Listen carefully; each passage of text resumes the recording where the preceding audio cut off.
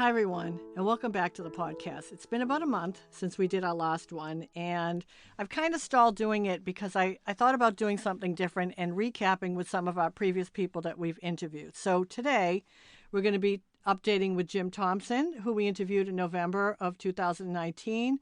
We're going to be talking to Lisa, who we just interviewed in November in episode 28, and get caught up with her. And Ken, who was episode 19, that we just interviewed in June when he was starting his taper after being prescribed during COVID. And then we're going to speak with Melli Carmelo, we spoke to her on her first day off, and she, I think we interviewed her back at the very end of February. So I think having their updates is going to be quite interesting. And then after that, I'm just going to read some updates from a few others that we interviewed over the past year. So please stay tuned and listen. And we will not be doing a post show today. I'll just be reading off the episodes, each person that I interviewed. Thank you. Hi, Jim. Welcome back to the podcast. We're doing our recap. So I really wanted people to catch up with you and what you're doing since you were tapering. So tell us, from when we interviewed you in November of 2019, what's going on with you right now? Yeah, I'm actually in a really good place. The backtrack in 2019, things got kind of dark for a while. I was tapering. I had some depression. One thing that I did that helped me a lot was I realized that, and I realized it was the drug. So I got some extra counseling support, and that helped me a lot. A lot of stepping back and showing gratitude for what I did have in my life, Hmm. realizing that, this wasn't going to be forever and everything. At that point, I was still doing water titration, and I was cutting half a milligram of diazepam a month and doing pretty well with it. The extra support that I got for counseling helped out too. And then COVID hit, Right. and like everybody, it was a shock, like what was going on. My daily life really didn't change that much because I wasn't going out a lot. I was already working from home because of this, because I'm lucky to have a job where I can work from home. Hmm. But it was shocking. So I put my taper on hold for 6 months. So this is in March, and then in September, I decided to pick it up, and I went back to water titration, and I was having issues, and it really scared me. And then a friend suggested, who's also gone through this, that I tried the compounded diazepam, which I could get from my local Walgreens. And I tried that and found out that it worked really well for me. I didn't have any problems transitioning over. The real problem I had was finding a 1 milliliter dropper that wasn't like, that I could actually read, because a Right. lot of the a lot of the drugstores don't have them. But so as of, what was it, September 12th, I was at 4 milligrams, and today, what is it, January 30th, I'm at 1.9. So Wow. So yeah. I have a couple of questions. Number one, counseling. Was it easy or hard to find somebody to counsel with? And number two, because you had this compounded, is that out of pocket when you Um, have to pay out of pocket for the compounding? No, I don't. For the diazepam, I get Hmm. that through Walgreens. I have Blue Cross Blue Shield, so a lot Okay. of people grateful to have insurance.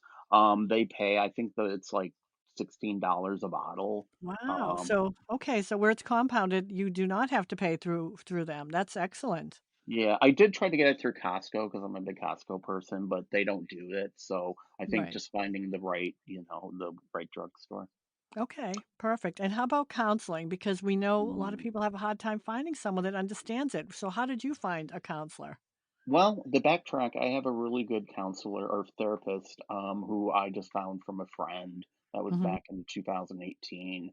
And, he didn't know anything really about benzos, but, he saw that I was working on myself and he was willing to learn. Okay. Good. And he's always been supportive. This extra help that I got, this is interesting, and I'll condense it. But in 2014, when, if you guys have listened to my segment, I was taken off the Xanax cold turkey, and I wound up in a couple behavior hospitals. Well, the Right. third one I was in was an outpatient program, and it's called Central DuPage Hospital in Winfield, Illinois. They're one of the Northwestern hospitals. And out of the three places I was in, while they didn't understand everything, I got the emotional support I needed in some aspects at that time. I knew it was a Right. safe place. So I was talking to my Good. therapist I and I mean, said, that I you think I really need an IOP. Yeah. And I went back, and what was really great about going back was I went back as a benzo harm person. So I went back and I'm like, I'm not going on other medications, but I was respectful. I mean, I had to sit in front of a therapist, or not a therapist, but a psychiatrist, and but we actually had this discussion, like, like, okay, he's like, of course, he's like, what about Seroquel? I'm like, I've been on that, no, but do you know about water titration? Do you know about Valium? You know what I mean? And it was respectful both ways, and I got right. so much out of that I was heard. I was Good. heard. Yeah, Right. it was amazing. So it's better to go in respectful and not angry, because I know I recently got a message from somebody, they're like, "I'm gonna go in and I'm gonna go do this, this, this," and I'm like, "Do not do that, because then they're gonna just shut you right down," you I know? agree. I agree. So I I think mean, you've approached it beautifully. thank you. Thank you. Yeah. So now the other thing since we last talked, because of COVID and you used to have, you had your group, it's now gone fully over to Zoom, correct? Yeah, and So it's can you wonderful. update us on that? Yeah. So, I mean, another thing with my taper, I realized, when COVID happened, I can't do everything, and Mhm. we're meeting face to face. And I was always kind of against doing something on Zoom because I thought it was good for us to get out. But, Right. I think I'm at that point in my life where I can say that was a mistake. Yeah, It because if was, it was me in the beginning, I wouldn't have been able to go. I was so agoraphobic. Like I would have just like Zoom would have opened up my life back then. So yeah, things happen for a reason. So now you're fully Zoom right now, yeah, right? yeah. And things really do happen for a reason. I needed to step back a bit. And so my friend Rich co-founded a group, and Benzo Hope NYC. He started it in March, and their So the first. Yeah. for the Benzo Hope NYC, is that how do people find you? Like benzohopenyc.com, and they can how do they find you if they wanted to do this with you? Yeah, they can find us on Meetup. We're on the Okay. Meetup app, so you can go Okay. meetup.com or put the app on your phone. But they started the group in actually the weekend that New York was shut down was going to be their first meeting, face to face Wow. meeting. Boy, So that came at a good time. right? Yeah. Really? Like, talk about things happening for a reason. Right. And so, they, instead of being able to do that, they had a Zoom, and I was on it, and it was amazing. It was really nice, and started, every week doing it every Saturday. It would be Eastern time, from 2 to 4. Mhm. We get people from all around the country. We have people in California. We've actually now dropped. I'm a co-leader now, so I joined as a co-leader, and there are four of us, and which is another thing. It's good to not carry all the load, Yes. Yeah. realize your limitations, and especially when you're trying to get off this and you heal. But it's just, Geraldine, the support is just so wonderful. Like, Right. just before this interview, we had a meeting, and I love the format. The format is a mixture of, basically, people. We do share, so we'll do an example, like you could do a 10-minute share. So everyone is muted but you, and you just Mhm. share what you want, and you get it out. And then if you want time for feedback, that's part of your share. And it's just so encouraging. The structure is just, it's very open and very caring. And it's just been, that's honestly why I'm doing so well on my taper. I Good. honestly say that. Yeah, the support. So here we are now, since we've talked to you over a year, and any advice? Because I'm going to have you back when you're off. I want to get you Yeah. back when you're probably 6 months off and then maybe a year off because you've just been so encouraging to people. What would you Thank you. say right now? We are still in COVID, because I have seen you that you just constantly adjust for what is going on for you at the time. And I think that's something people need to learn. This is all Yeah. symptom based, what's going on with your life. I mean, what advice do you have for people? I think, Yeah. Yeah. adjust, Probably and the most important thing is adjust, yeah, right? yeah, Yeah. and because and what's right for one person may not be right for you. You know Right. what I mean? And there's Mhm. no everybody's journey is different. Right. And I think also showing gratitude, and that's what COVID's done. Like Mhm. sometimes I need to take myself out of the benzo world for a while, Yep. and COVID's a perfect example of that. Like I turn on the TV and I'm like, why would I want to kill myself and hurt people I love when there's so much hurt in this world right now, Right. you know? Right. Yeah. And I even love when you took the break from tapering, and that's what you can do. Take a break. Yeah. That was a stressful time when COVID Yeah. hit.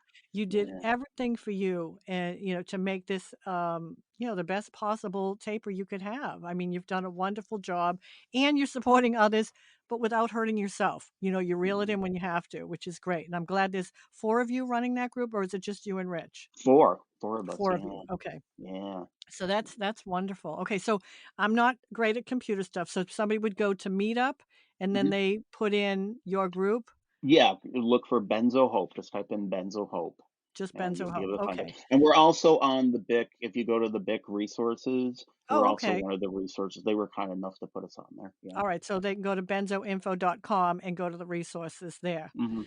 All Yeah. right. Well, Jim, thank you. I am so glad for this update and continue doing all the wonderful work that you're doing. And I really appreciate you doing the recap with us. Thank you, it was really Uh, nice. Love all talking to right. you anytime. All right. We will talk again soon. Take care. All right. Bye. Bye. Hi, Lisa. I am so glad you've agreed to do the recap show. And even though we just did you in November, right? We did you in November.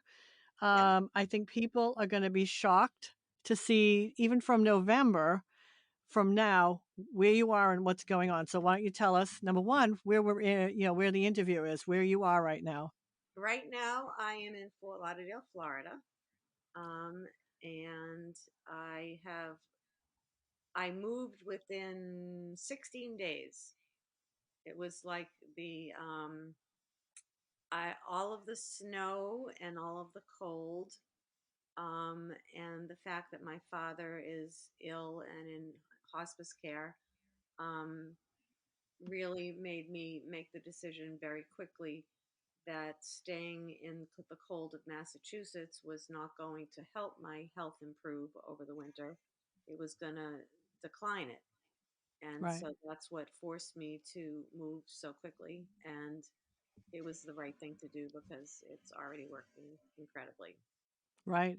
In fact, now you and I FaceTimed, was it like 2 weeks ago? And there you Yeah. are sitting out on the deck in the sun. And I remember one of the things you said to me was, I feel safe here. And you're still doing all the same things. You're having your food delivered. You're not putting Yep. extra stress on yourself, right? No. And you can exercise down there and do all the things that, I mean, it's freezing up here today. Let's be honest. It's so cold up here today. So, what I think why I wanted to have you on the recap, even though it's such a short time since we interviewed you, you went from being bedridden to working with Gary Krakoff and getting a good doctor, and they found out there was some inert ingredients in the Xanax, right? Because now you're off the Xanax, you're done. They Yep. got you pills without those inert ingredients, and now you're just doing the Valium taper. But when we talked, you said you've actually even changed how you're tapering, correct? Yes. So now well, first of all, I think that all of the generic alprazolam is out of me because I have not had a night sweat in a long time. And Good. before I moved here, I was having 3 and 4 night sweats where I was soaking wet every night. So Hmm. it was like, even though I had finished my taper, my body still had the drug stored in me and it was still violently excreting it. And it was very, very uncomfortable. It was exhausting. And now I think it's finally gone because I have no night sweats and I've begun tapering the Valium and Hmm. I'm almost tapered 2.5 milligrams of it. And the way I'm doing it is dry micro tapering, but I'm Hmm. not doing it every day. I'm doing it like, I started off like, you know, once a week, and then I cut it down to once every 5 days, once every 3 days. And now I'm playing around with it where I'm like alternating for a couple of days. And that's working fine. And I'm having zero side effects, zero withdrawal symptoms, zero night sweats. And when And you I'm, say dry micro tapering, Lisa, so you using you were using a jeweler scale, so you're still yes, doing that? yes, yes. So Okay. I'm weighing, I know how much an entire 0.25 pill weighs. I know how much half of it weighs, how much a quarter of it weighs. And I have to use a razor and slice off little slivers. And it's very time consuming and a lot of dexterity for my fingers, which is good for my occupational therapy. Mhm. But it's a lot of work to get the right weight. And because the weights are changing so rapidly, I have to do it like I've been doing it every 3 or 4 days. Because And no I've been, symptoms as you're doing it. and none. So I've been able to, I actually tapered this week 3 times. Wow.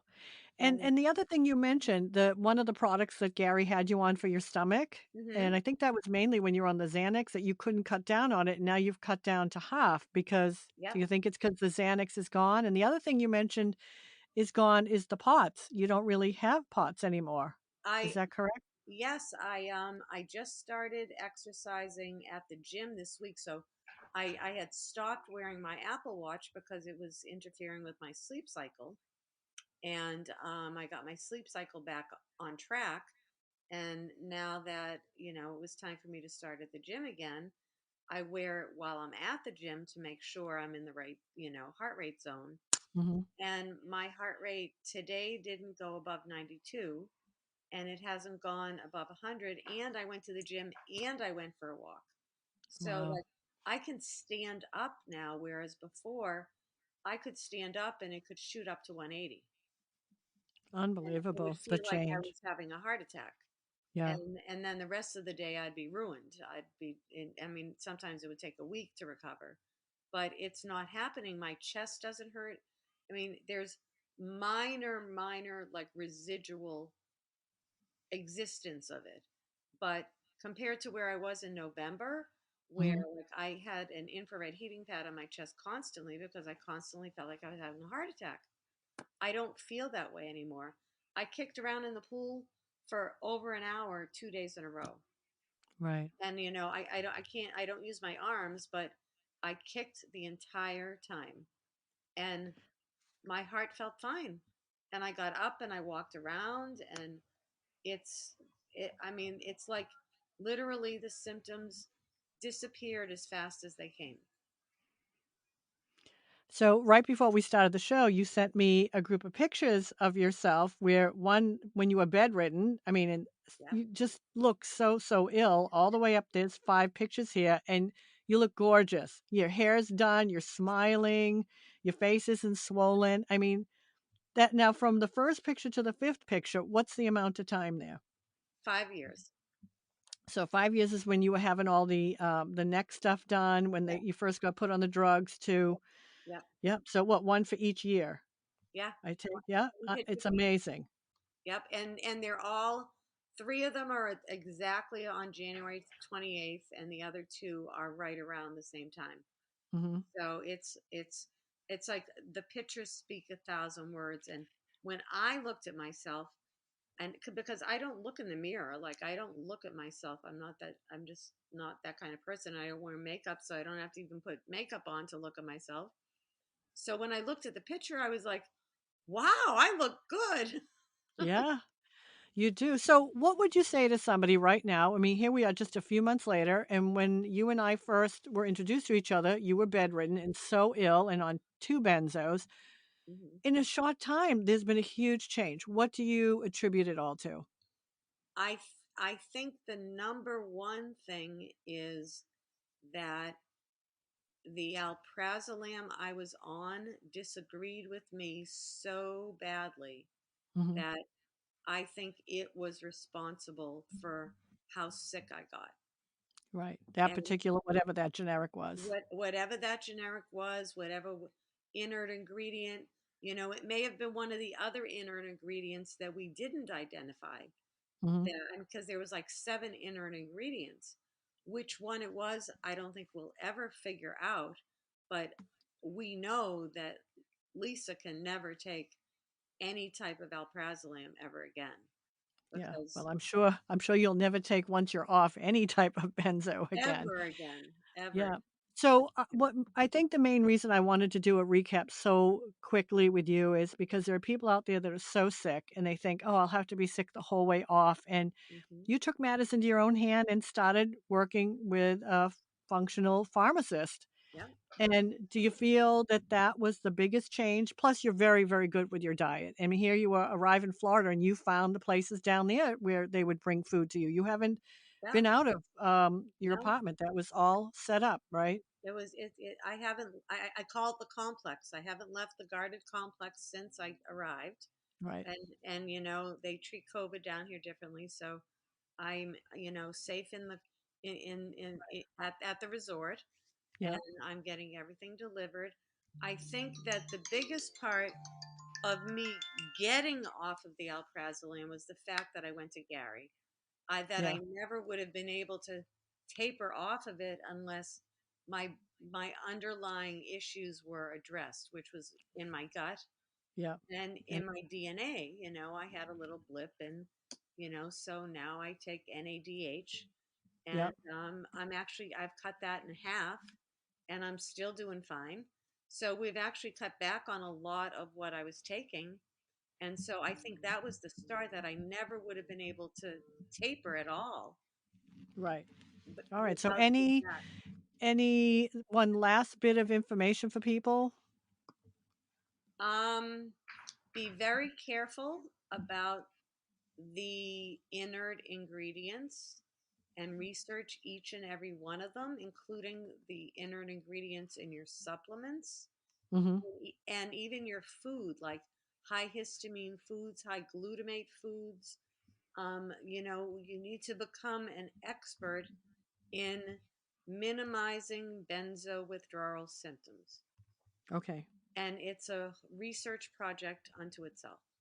All right. Lisa, thank you. I appreciate your time and enjoy Thank that you. beautiful weather down there in Florida. Thank you so much. It was great All talking righty. to you. Okay. Bye. Bye.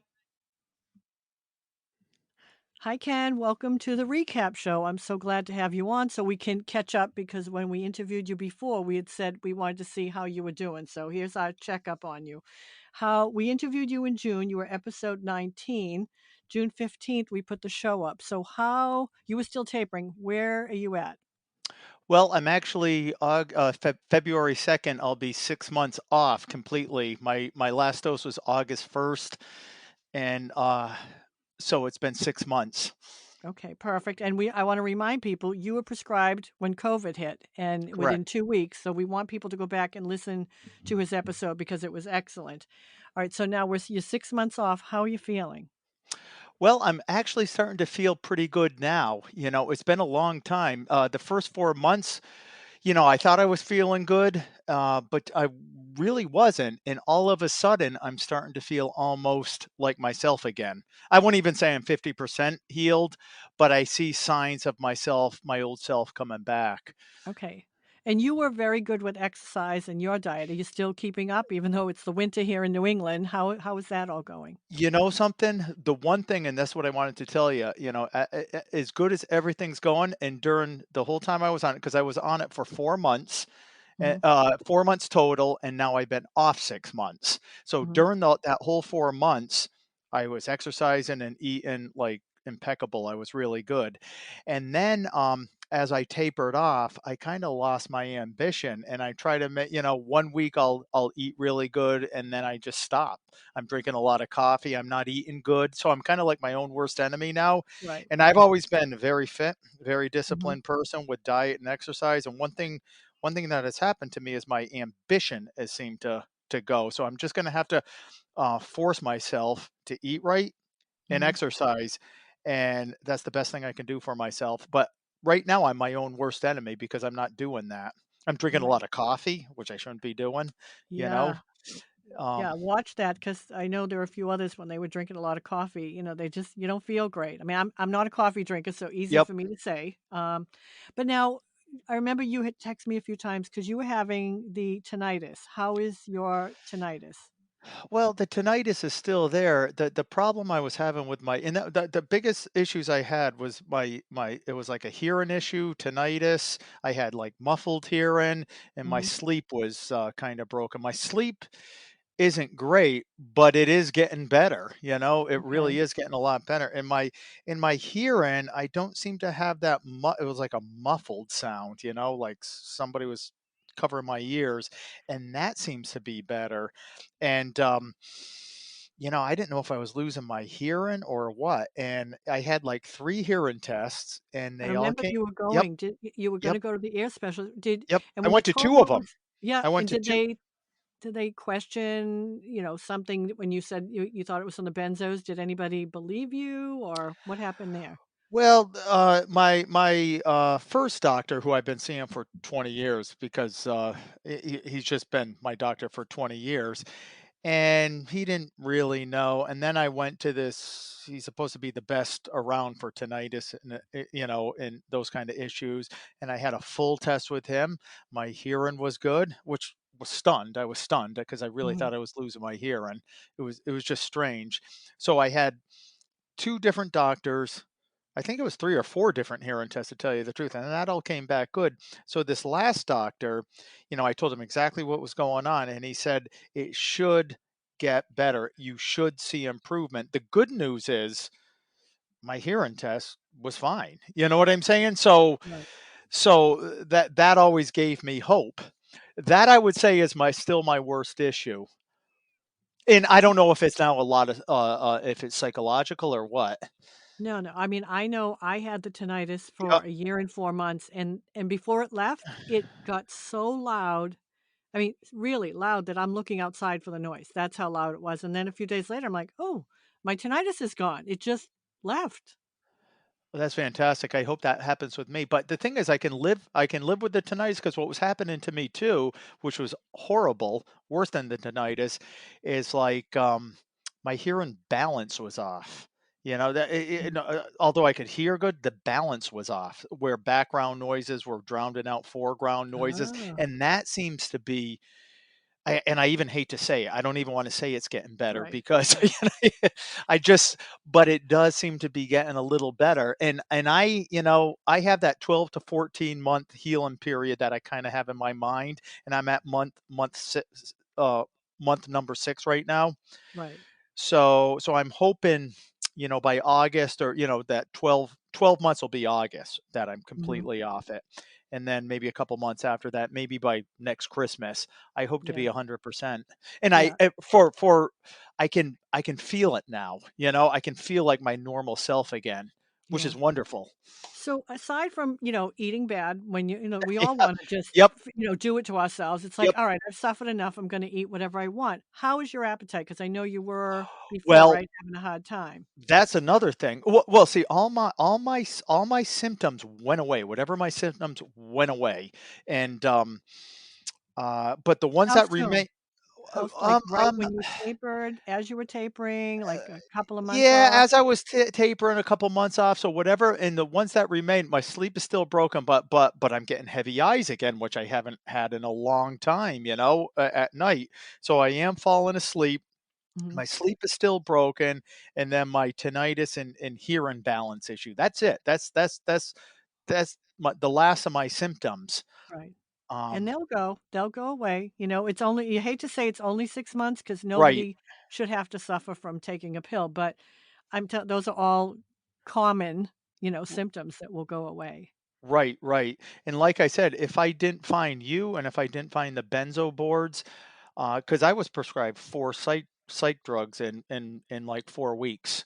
It I mean, was it's insane. it Yeah. was People, ridiculous. And if yeah. if if I didn't reach out and find these people like you, like benzo boards, who knows where I would have been now. Yeah. Yeah. Now, I know you're still working from home, or did you go Yep. back yet? No, Okay, so see, you're and that's another problem I have. I still can't get back into reality, even though I'm getting better, and that would help me if I got up and went to work every day. But I right, don't. I've been sitting home, isolated pretty much for 9 months, and that doesn't help. right. So if this happened to me pre-COVID, which would be bad enough, at least I could get back into society. but Right. I I know can't. you had your morning ritual and, you said you Everything. planned to Yep. do that, right? Out for the coffee, go to the bank, everything that you did before you headed off Right. to work. So, Right. um, here you are, 6 months off, and we were dying to do the follow up with you. Are you still actively involved on the boards or you stay No. away? No, and I think that's a great sign too. As much as good as those boards were to me, as soon as I started feeling better, I have no desire to go back there. Right. Zero, So do which you is think good. that, yeah, it affect, because see, I'm a Yep. big believer, even though I started a support group, I'm a big believer in leaving something behind, which Yep. you are with the podcast, but it's hard to hear the suffering all the It time. is. I mean, I see some stories and I cringe still after all these years. It's just horrible how some people are treated. So they're Yep. there when we need them. I think it's important to leave something behind, an encouraging letter, do a podcast, leave your story on YouTube.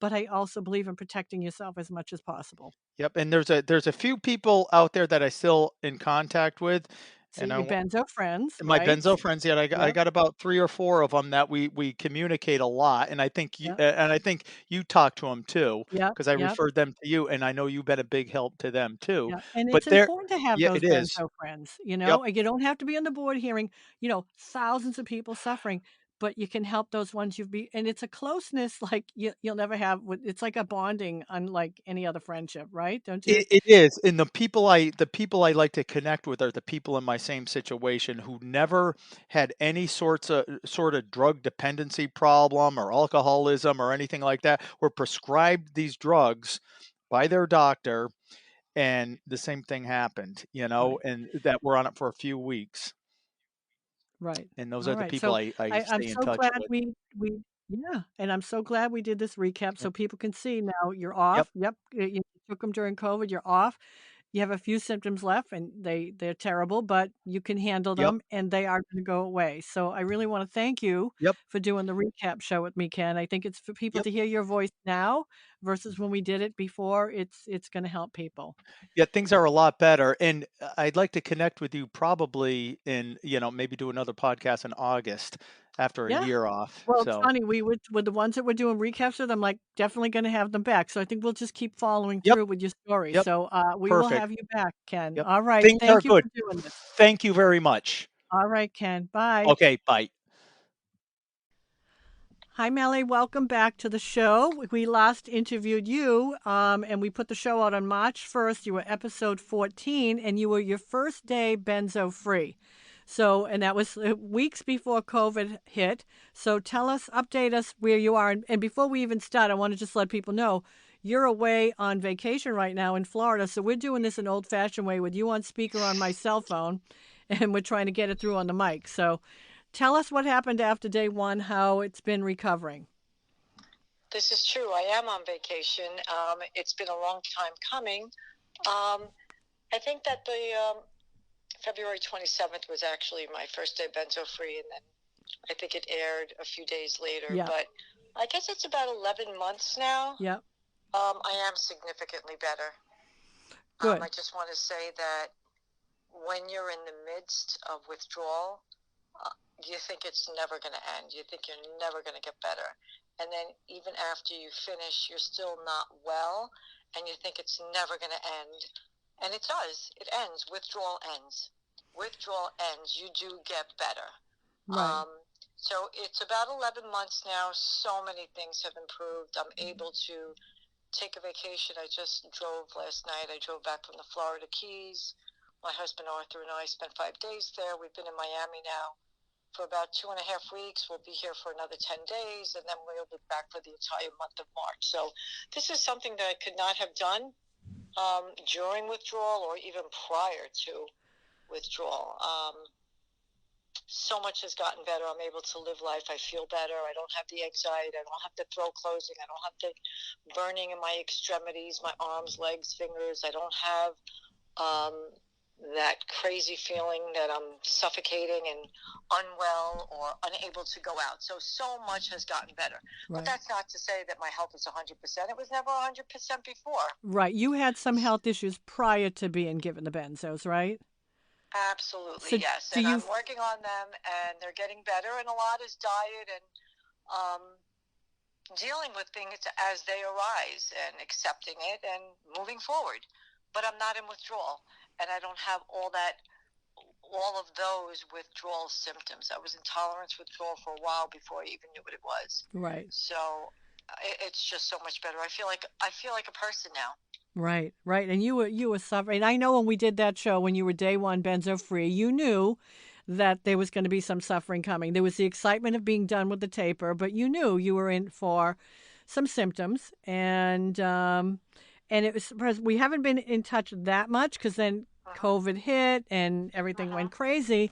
But you used to have a hard time eating, right? Because you couldn't even eat. But all that's improved.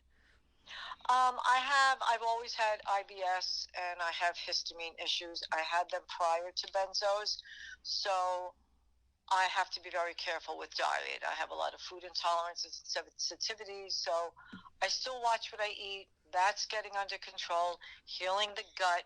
I'm working on that. But I feel better all around. Right. I was 82 pounds for the 22-month taper. I was unwell. I couldn't hold food down. Yeah. I had no appetite. And at 5'3.5", I really needed to be a little bit more. So now here I am, 11 months post-taper, and I'm up to 90, 91 pounds, which is good. Yeah. This is a good weight for me. I'm petite. I'm tiny. Right. So yeah, I did have issues before. I still have them. I've had interstitial cystitis, things like that since childhood. I think that when we last interviewed, we thought there was a possibility I had Lyme. It turned out to be negative, Okay. which is good. But I deal with chronic pain issues. I had them before benzos. So a lot of people think that once they go off benzos and finish their taper that pre-existing conditions are going to go away. They're not. I mean, you have to work on those pre-existing conditions. Right. But the withdrawal will be over. Right. And you have hope of some of the issues that you have of getting better, if not gone, right? Some of them? Yes, they're better. And actually, after we spoke last year, when I completed my taper, my last benzo was February 26th. It took a good 5 months for me. I was still unwell. Mm-hmm. It's not like I finished tapering and I was well. Right. I was still dealing with stuff. And as much as I hate to say it, COVID gave me a good enough excuse and reason to stay home and still care for myself. Right. I didn't have the pressure of going out and doing things. So I worked on diet. I worked on resting. But at 5 months, I started to feel a change. Mm-hmm. And the POTS got better. The burning in the extremities got better. The brain zaps totally went away. The tightening in the throat totally went away. So many things are gone that I sit there and I'm like, that doesn't happen anymore. Yeah. And so many things are better. But more importantly, I'm able to do a lot more. I'm able to live life. I have a little bit of enthusiasm. We all have our down days, but we'll have our down days even if you're not withdrawing from a benzo. That's right. That's right. And you still, Art's health, you had to deal with that during all of this. And he's doing better. Yeah, that was awful. That was awful. I had just completed my taper and he was back in the hospital. We thought it was COVID, but it was not. It was something to do with his leukemia and contracting a virus. He was very, very sick. I couldn't even see him. They kept him in the hospital in isolation. But yeah, he's finally better. It took a good year, which is why we're in Miami. His hemoglobin is holding and his other counts are better. So, and you know this because you're going through this with your husband, Joe. Right. Yeah. I mean, we had so many identical things going on, but all right. So any words of wisdom? Because, I'll definitely have you back again. Yes. It'll be nice to follow through with some of the ones that we're recapping with, because I know you're going to continue to get better and better. And just when I happened to reach out to you and you said you were in Florida, I'm like, who would have thought that you would be in Florida after how sick the two of you were? I thought it would never happen. I thought my life was over. I thought I was never going to get better or have any sense of normality, but it does get better. Withdrawal does end. Your taper will end. It will take time for you to feel better. Nurture your body. Listen to what your body is telling you. Rest when you need to rest. Distract as much as you can. Take up little hobbies, a jigsaw puzzle, any kind of distraction, music, knitting, whatever. Just distract yourself. Eat healthy. get out into nature, sit in the backyard, get some fresh air. Try not to consume yourself so much with the taper and all of the symptoms that you're feeling, because once you start getting distracted and living life, even if you have a little tingling in your feet or something is going on, Mm-hmm. you can live life and still find joy. Right. And it takes time, but it does get better. We may never be 100% perfect, Right. but life it's worth living. So just give yourself a lot of patience, have a lot of patience, give yourself some time, and just be kind to yourself. Treat yourself with respect and love and kindness. Right. Good. Excellent. Excellent advice for people listening. All right. Well, you enjoy being down there, and I'm hoping if we can get down there, to see you while you're down there. That would be wonderful. Just let me know, give me a shout out or a heads up, and I would love to see you down here. All right. Thank you. Okay. Take care, Geraldine. All Be righty. well. Bye. Bye.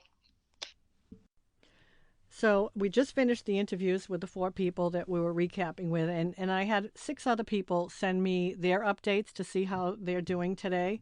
So on January 6th, 2020, we put out episode 11 with Marjorie, who is now 82 years old, is an author, educator, and now working with an education group in Concord, Massachusetts, where we met for our last interview. But during COVID-19, she said her life didn't really change much because all she does is write. Marjorie's best advice for those who have gotten better is to leave your story behind and pass the baton on to ones behind so that you can enjoy your life. Then in episode 12, we interviewed Stephanie and Scott, who were good friends. On January 12th, 2020, we put that out. So in Scott's story, if you go back and listen to it, he was multi-drugged, cold-turkeyed, and not functioning when his friend Stephanie comes into his life and helped him. They still today continue to be good friends and support not only each other but their families. But interestingly enough, during COVID, Scott is actually working at a healthcare facility around patients who are taking the same meds that destroyed his life. Many of his patients have COVID, and yet he has been fine. In fact, they both have been around a lot of people with COVID, but they are still continuing to juice, do bone broth.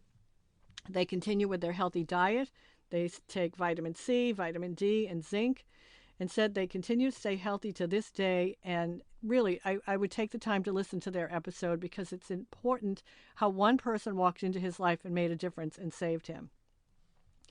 The next one I want to bring up is episode 13 that we did on February 19th with Jennifer in North Carolina.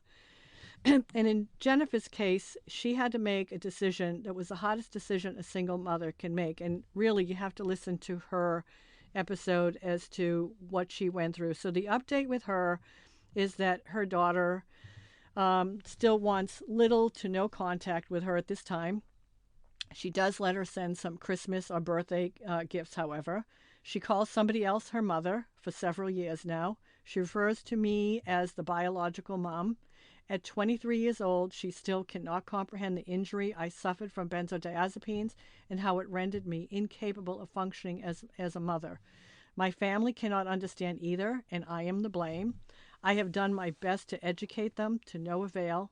This is an ongoing trauma for me as it continues to steal relationships with those I love. The grief never lets up. I still cannot look at pictures of children nor hear others talk about their kids. My body cringes in pain at my loss. Since COVID a year ago, it's actually been a blessing to continue to grieve and rest. With little to no stimulation or stress, it's what my benzo-compromised nervous system continues to need, about 15 years off, and 9 years off antidepressants. Fortunately, I have a few wonderful friends and a lovely church that carries me through, plus an elderly lady that I care for twice a week.